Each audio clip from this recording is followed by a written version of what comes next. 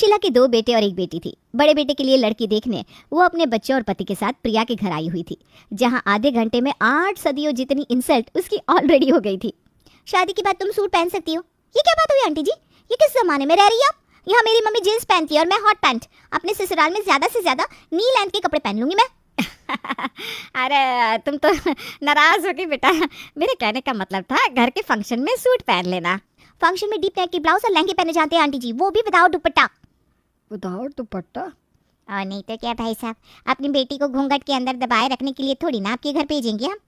वैसे शादी का क्या सोचा है आपने? किस रिसोर्ट में करेंगे शादी?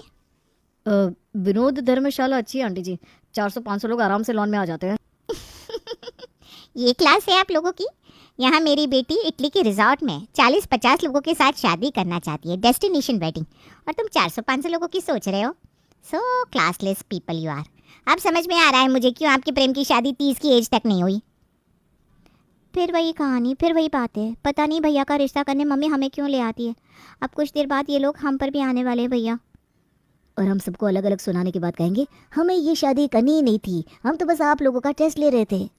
और 2 घंटे बाद वही होता है जो करण कह रहा था। आप लोगों का चेहरा देखकर ही समझ गए थे हम कि आप लोगों का क्या क्लास है। अपनी बेटी की शादी ऐसे घर में करेंगे क्या? हम तो बस देख रहे थे कि आप लोग कितना गिर सकते हैं, लाइक विंडो शॉपिंग।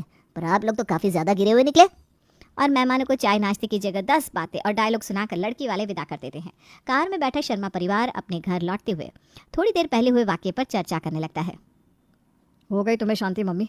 मैं तो प्रिया का प्रोफाइल देखकर ही समझ गया था कि ये लड़की ड्रामे करेगी, पर तुम तो सुनना ही नहीं चाहती हो। जाते ही प्रिया के हाथ में 5100 रुपया रखती है। फायदा तो हुआ नहीं, 5000 का नुकसान हो गया सो अलग। सिर्फ 5000 का नुकसान नहीं हुआ है बेटा, किराए की गाड़ी थी, फिर पेट्रोल डलवाया, ड्राइवर का खर्चा।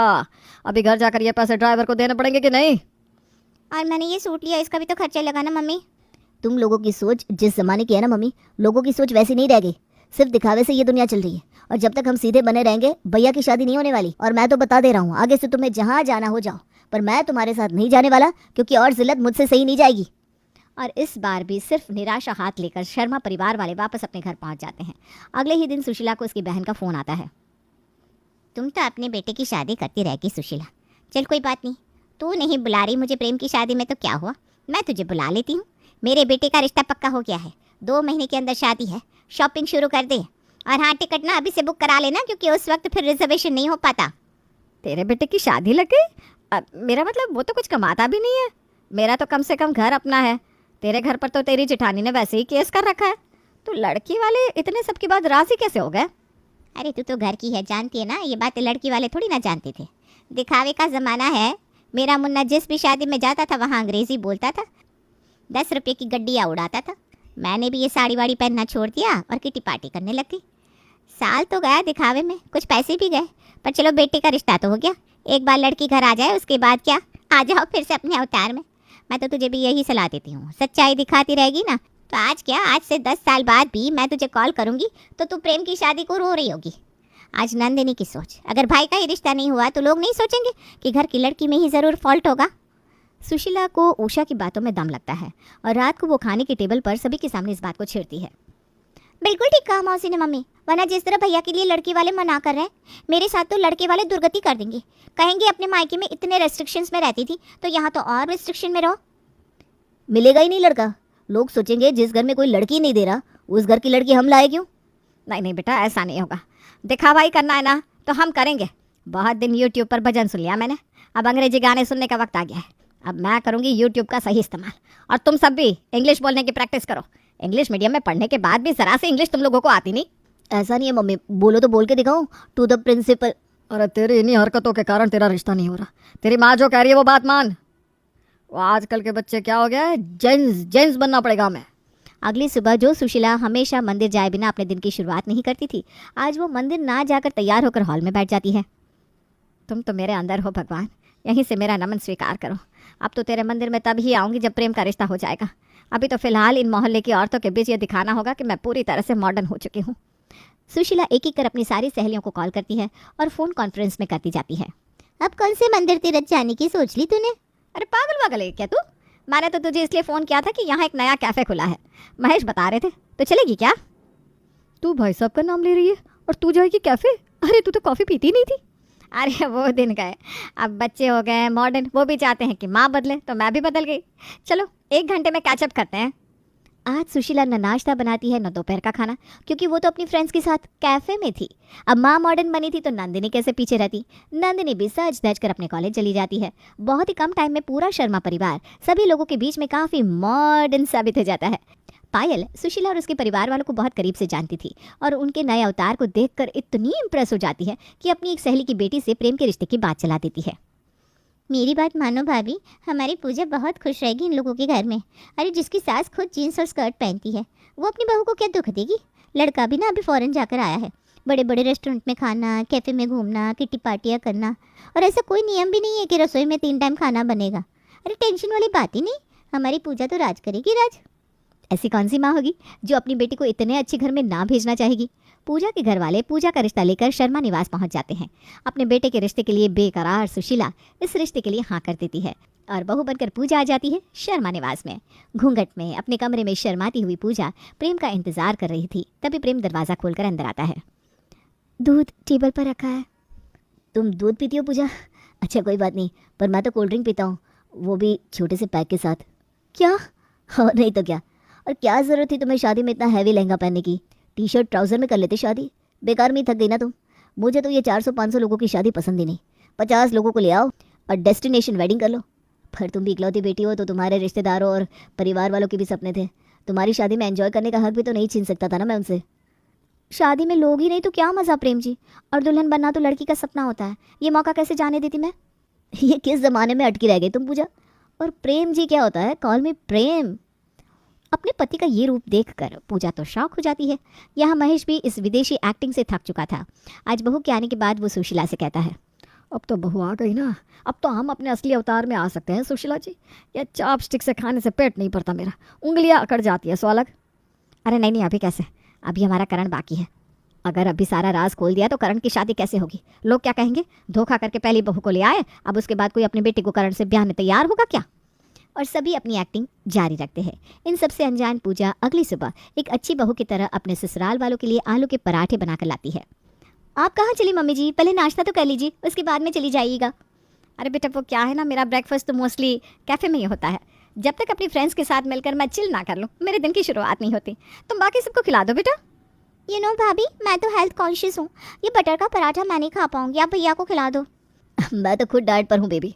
मुझे बार बार फॉरेन टूर पर जाना पड़ता है और ये पराठे की आदत लग गई ना तो वहाँ तो पराठे मिलेंगे नहीं, बेकार में मुझे भूखा रहना पड़ेगा और फिर मुझे होगी इरिटेशन। करण भैया आप एक काम करिए भाभी, आप मेरे लिए पिज़्ज़ा बना दीजिए। हाँ भैया अभी बना देती हूँ। पिज्ज़ा बनाती हुई पूजा पुराने गाने प्ले करके सुन रही थी, जिसे सुनते ही महेश कहता है, OMG बहू, ये 60-70s के बॉलीवुड सॉन्ग सुनती हो तुम? आई कांट बिलीव, इस ज़माने की हो ना तुम। 2024 के हॉलीवुड सॉन्ग सुनो बेटा। स्पेनिश सॉन्ग भी सही है पापा। पूजा अपने ससुराल में तो आ गई थी, पर उसे देश में रहते हुए भी विदेश का माहौल अपने ससुराल में मिल रहा था। एक साथ एक छत के नीचे रहने के बावजूद भी उसके ससुराल वाले न एक साथ बैठकर खाना खाते, न साथ में वक्त बिताते। सभी या तो अपने फ़ोन में लगे रहते या हेडफोन लगाए अपने कमरे में बैठे रहते। ये बात अच्छी नहीं है। परिवार के लोगों को कम से कम एक वक्त तो एक साथ बैठकर खाना चाहिए। जिसे जो खाना है उसके लिए वो बना दूंगी, पर खाएंगे तो खाना सब साथ में।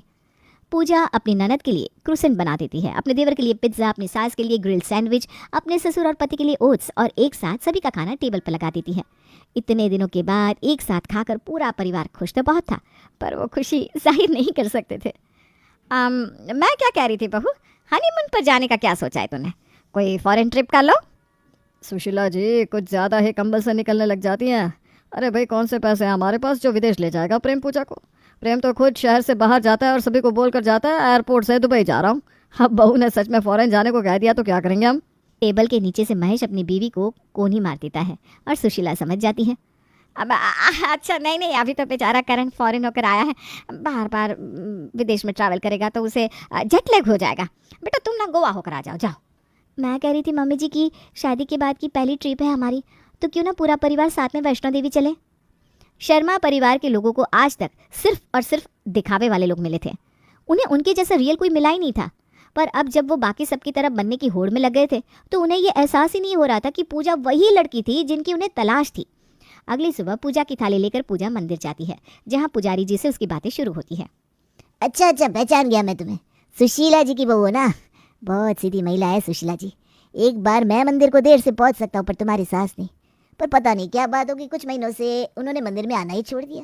पर वो भी क्या करेंगी बेचारी, आजकल का ज़माना ऐसा हो गया है, पूजा पाठ करने वाले लोगों को लोग गंवार समझने लगे हैं। बस कुछ महीनों से मम्मी ने मंदिर आना छोड़ा है। पूजा को कुछ ना कुछ क्लैरिटी मिलने लगती है और पूरी बात जानने के लिए वो सबसे पहले पायल के यहाँ जाती है। मेरा रिश्ता नहीं करवाया था आंटी जी आपने, बताइए मुझे कौन होता है मॉडर्न अपने घर में। ये लोग चॉपस्टिक से खाना खाते हैं, अंग्रेजी गाना सुनना, विदेश की बातें करना, अतरंगी कपड़े पहनना। मुझे तो लगता ही नहीं कि मैं भारत में हूँ, घर जैसा बिल्कुल नहीं लगता। अरे बेटा तुझे तो खुश होना चाहिए, सब अपना काम खुद ही कर लेते हैं, ना तुझे खाना बनाने की टेंशन, ना देवर सास ससुर की खातिर करने की टेंशन। सभी लड़कियां ऐसा ही तो ससुराल चाहती है। पर मैं ऐसी नहीं हूँ आंटी जी, मुझे पूरा परिवार चाहिए, ऐसा परिवार जहाँ सब साथ रहे, हंसे बोले। मुझे अभी भी पता चला कि मम्मी जी पहले मंदिर भी जाती थी। अरे भाभी ना पूछ मत, बिना मंदिर जाए रहा नहीं जाता था तेरी सास से। बड़ा सीधा परिवार, न किसी से मिलना जुलना, न कोई पार्टी में जाना, सभी बस आपस में एक दूसरे को दोस्त मानते और रहते थे। फिर क्या, इन्होंने भी दुनिया को देखा और बदल गए। मुझे तो लगता है उनके पास अचानक ही कहीं से मोटा पैसा आया है, और पैसा ना अच्छे अच्छे को बदल देता है। पायल से सब पता करने के बाद पूजा अपनी तहकीकात शुरू करती है और बाकी सारे डिटेल्स भी निकाल लेती है। शाम को पूजा जब अपने कमरे से बाहर आती है, हॉल में उसके देवर की शादी की बात चल रही थी। कितनी भी मॉडर्न लड़की हो मम्मी, आराम से हमारे घर में सेटल हो जाएगी। क्यों भाभी? मॉडर्न लड़कियां आप लोगों ने देखी नहीं है दीदी, इसलिए आप ऐसा कह रही हैं। आप लोगों को आज के ज़माने का बनना है ना, आज के ज़माने की लड़की लानी है ना, ठीक है लेकर आइए, पर वो आप लोगों को जेल भेजने में देरी नहीं करेगी। अपना पॉइंट रखना समझ में आता है पूजा, पर ये तुम क्या कह रही हो?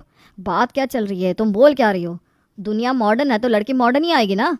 बहुत हो गया आप लोगों का ड्रामा, सब पता चल गया मुझे। मुश्किल से 60,000 कमाता है प्रेम, और करण की सैलरी है 25,000 रुपये। इंसेंटिव लेकर लोगों के सामने आप लोग ऐसा दिखावा करते हैं कि आप लोगों के पास अचानक ही कहीं से मोटा पैसा आ गया है, जो कि नहीं आया है। सिर्फ एक पूजा ही है जो ये सब जानने के बाद भी सीधा अपने मायके जाकर नहीं बैठी। कोई और लड़की होती और उसे पता चलता कि सच्चाई ये है, तो सबसे पहले वो आप सब पर केस डालती फ्रॉड का। वो नहीं मान जाती गोवा या वैष्णो देवी हनीमून पर जाने के लिए, उसे फिर फॉरेन ही जाना होता। मम्मी जी, घर पर कोई बीमार पड़े या किसी का दिल टूटे, उसे कोई फर्क नहीं पड़ता। वो तो परिवार को अलग करने के मोटिव से ही आती।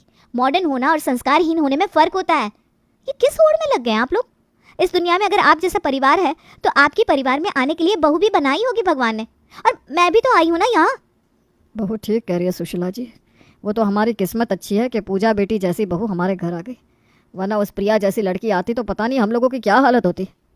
करण के लिए लड़की देखने जाना है ना, तो अपनी असलियत के साथ जाना है मम्मी जी, नकली बनकर नहीं। लड़की हमारे घर के लायक नहीं रहेगी तो मना कर देंगे, सिंपल। अजी पहले आपके बैकग्राउंड में जो अंग्रेजी म्यूजिक बज रहा है उसे बंद कर दीजिए और भजन लगाइए। क्या बताऊं बेटा, ये विदेशी बनने की एक्टिंग ने मेरे दिमाग का दही कर दिया था। कॉफ़ी पी पी कर मेरे मुंह का स्वाद ही चला गया है। ज़रा चाय तो बना दे बेटा। बिल्कुल सही कहा मम्मी आपने, मुझे तो मेरी भाभी जैसी बहू चाहिए, दिखावा करने वाली बीवी नहीं चाहिए। और ऐसे विदेशी ससुराल को देसी बहू मिल जाती।